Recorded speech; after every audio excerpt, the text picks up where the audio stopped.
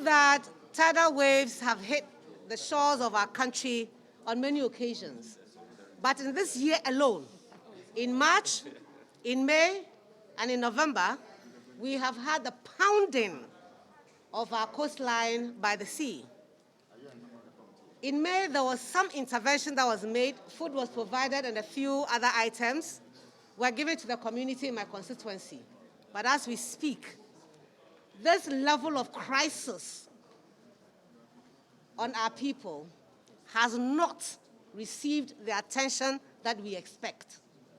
No amount of turning this into a political game will save anybody's face. What will save this government's face is for them to respond appropriately and with alacrity. What will save this government's face is for them to provide the shelter that my people need. Imagine, distinguished ladies and gentlemen, that you come to the House of Parliament and get home, and what you see are the blocks that used to be what you call home. I haven't made reference to President Rawlings. I haven't made reference to President Kufuor.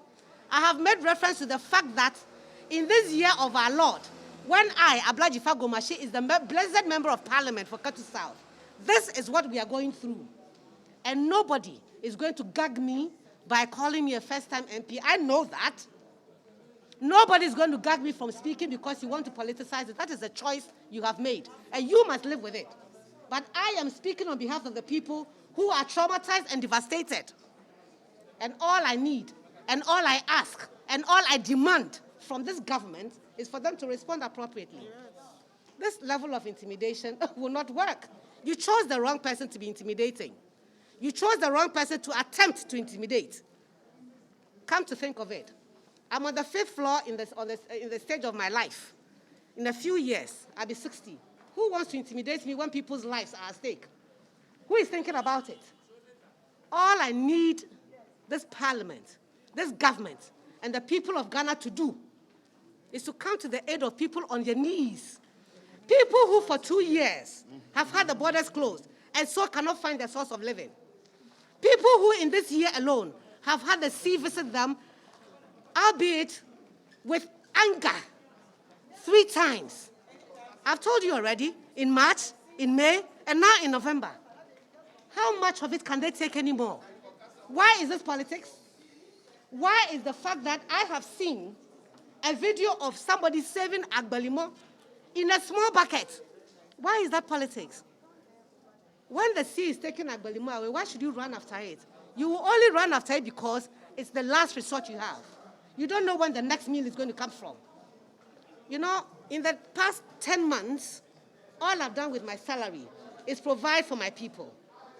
Why is the common fund I'm assured by the Republic of this country as a member of Parliament to help me do my work? Why is the money? Where is the resource? Whose money am I supposed to use to go and help if the state will not do it? As I speak to you, nobody has had the courage to tell me exactly what intervention they have done. All I've heard is recycling of promises that were made to us in March. Same recycled promise was made to us in May, and you are recycling the same thing to me in November, and you expect me to be quiet. Come again. Come again.